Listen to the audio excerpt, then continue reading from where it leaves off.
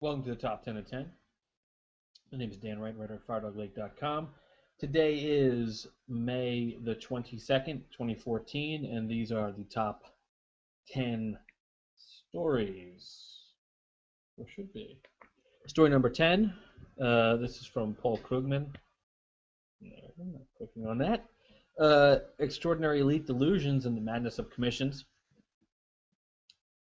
So he starts off with, sorry about the slow posting. I've been busy drinking. But I did want to weigh in on this Matt O'Brien piece on the problems or lack thereof with democracy. O'Brien criticizes David Brooks, who argues that we need more Simpson-Bowles commissions of wise men who take the long view. O'Brien argues that democratic institutions demonstrably lead on average to better governance.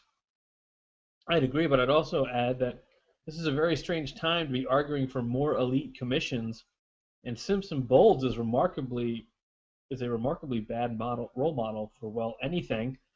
Think about what happened to economic policy in the aftermath of the Great Recession. America was and still is suffering from huge unemployment and depressed spending, which wasn't just causing great current hardship, but undermining our long-run prospects by exiling productive workers from the labor force. And then what was the elite consensus? Cut entitlements. It didn't just totally misjudge the nation's needs.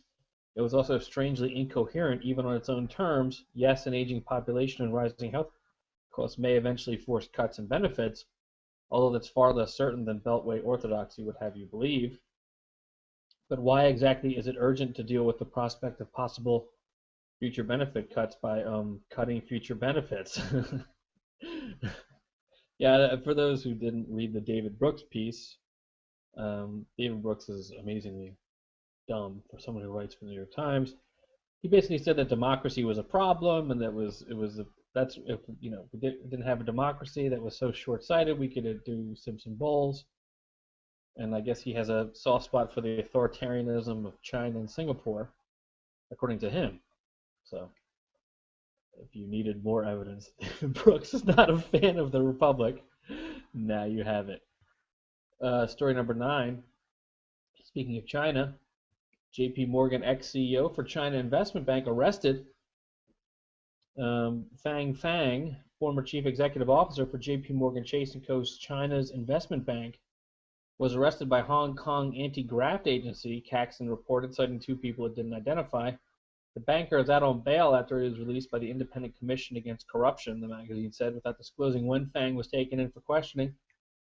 He's restricted from leaving Hong Kong, it said. The arrest may be linked with probes into Bank's hiring practices.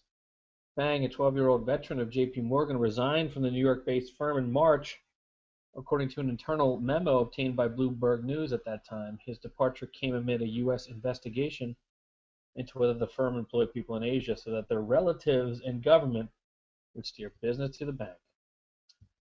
Love it. Love it. Story number 8. Steyer's PAC targets 7 races for November. Liberal billionaire Tom Steyer is launching an on-the-ground operations to aid Democrats and attack Republicans in 7 Senate and gubernatorial races. So this is next-gen climate action. I was actually talked to some of these guys. So they're trying to make climate change a real issue that has teeth, that affects campaigns, and sort of looking at what certain races, Colorado, Iowa, Michigan, New Hampshire, Florida, Maine, Pennsylvania, where they can leverage their organizing skills and money, because Tom Steyer is a billionaire. He's already pledged $100 million to the effort.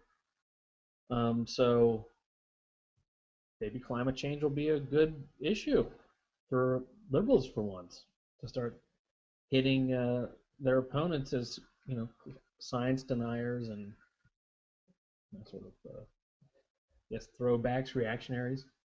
So it's an interesting little development here. We'll see what happens with it. Story number 7. Fine line seen in U.S. spying on companies, from David Sanger of the New York Times. The National Security Agency has never said what it was seeking when it invaded the computers of Petrobras, Brazil's huge national oil company, but angry Brazilians have guesses. the company's troves of data on Brazil's offshore oil reserves, or perhaps its plans for allocating licenses for exploration to foreign companies. Nor has the NSA said what it intended when it got deep into the computer systems of China Telecom, one of the largest providers of mobile phone and internet services in Chinese cities. But documents released by Edward J. Snowden, the former agency contractor now in exile in Russia, leave little doubt that the main goal was to learn about Chinese military units whose members cannot resist texting on commercial networks. The agency is interested in Huawei, the giant Chinese maker of internet switching equipment, and PacNet, a Hong Kong-based operator of undersea fiber optic cables, is more obvious. Once inside those companies' proprietary tech, the NSA would have access to millions of daily conversations and emails that never touch American shores. So there seems to be a wavy line or a blurred line when the U.S. When they're spying on foreign companies, which, by the way, this is the endless point that's going to be made on the other side. Yes, French intelligence, Israeli intelligence, they absolutely do industrial espionage. So, yes, it's part of the game. But let's not pretend that's not happening. I guess would be the takeaway. Story number 6, the case for reparations. There's a long piece by T.C. Coates, and just worth a read at the Atlantic. It's irritating a lot of people, particularly on the right, but I don't know how you feel about slavery reparations. I guess you should read this and maybe re-examine what you think, if you're for it or against it. But it's it's way too long to summarize here, but take a look at it. Story number 5, defense of Pennsylvania's gay marriage ban dropped. It came just in time for wedding seasons, from the Associated Press. Hundreds, if not thousands, of same-sex couples who live in PA, Pennsylvania, are rushing to get marriage licenses or celebrate the sudden recognition of their out-of-state marriages in their home state. The party planning and vow-taking is in full swing now that Governor Tom Corbett ended his fight Wednesday to stop same-sex marriage in the state, allowing a growing number of couples to proceed with their wedding plans with greater peace of mind. Pennsylvania is the 19th state to recognize same-sex marriages, and the last northeastern U.S. state to do so. Washington, D.C. also permits it. So there you go, PA, Pennsylvania. Now gay marriage. I can't believe Tom Corbett, of all people, just said no mas. So there you go. Story number 4. This is from Washington Post. U.S. deploys 80 troops in Chad to help find kidnapped Nigerian schoolgirls. Oh, suddenly it all makes sense, doesn't it? PSYOPs and AFRICOM. The United States has deployed 80 troops to Chad to augment efforts to find the Nigerian schoolgirls recently taken hostage. The White House announced Wednesday a significant escalation of Washington's contribution to a crisis that has created global consternation. The force, made up largely of Air Force personnel, will conduct surveillance flights and operate drone aircraft, but will not participate in ground searches. These personnel will support the operation. Drones to the rescue. This is the positive side of drones. So transparent. Story number 3. Pope Francis makes biblical case for addressing climate change. Quote, if we destroy creation, creation will destroy us. Think progress.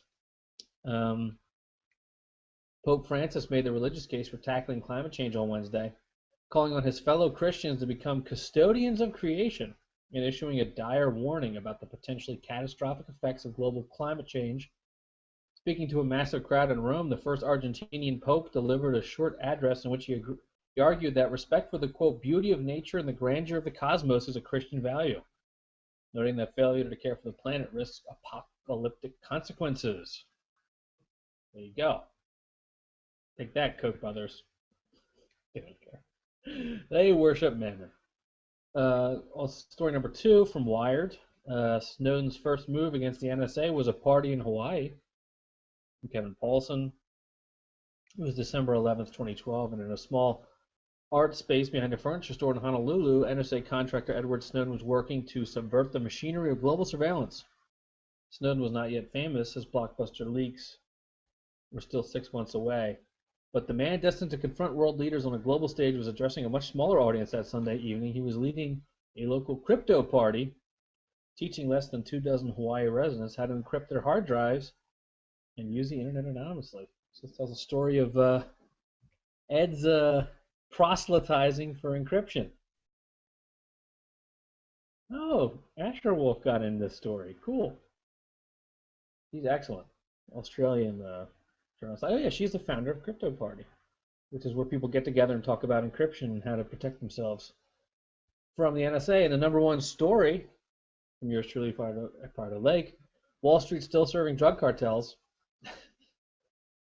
One step forward, two steps back. The one Wall Street megabank, Credit Suisse, finally faced a bit of justice for criminal activity. It seems there's still not been much of a change in some of the bankster community's more unsavory practices, such as money laundering for drug cartels. First, HSBC famously got off with a fine for laundering massive amounts of money for Latin American drug cartels. Now Reuters is reporting that both Charles Schwab and Bank of America owned Merrill Lynch are looking the other way as drug cartels in Mexico use their services to finance their opulent lifestyles and move money around the world.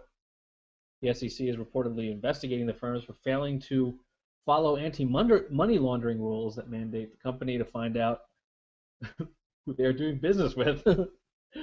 So they accepted shell companies and individuals with fake addresses, and these accounts were eventually linked to drug cartels that contain hundreds of thousands of dollars, where others had held millions. They were on the Mexican border. It's good to know in our ever-increasingly panopticon society that there is one group of people left who bend over backwards to ensure they don't collect any valid personal information. They'd rather not know who you are or where the money came from. Good times.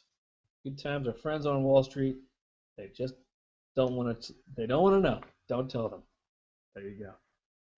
And that is the top 10 at 10. If you have a story you'd like me to feature on the top 10 at 10, tweet me at DanSWright. Be sure to read all the stories at firedogblake.com. Thanks.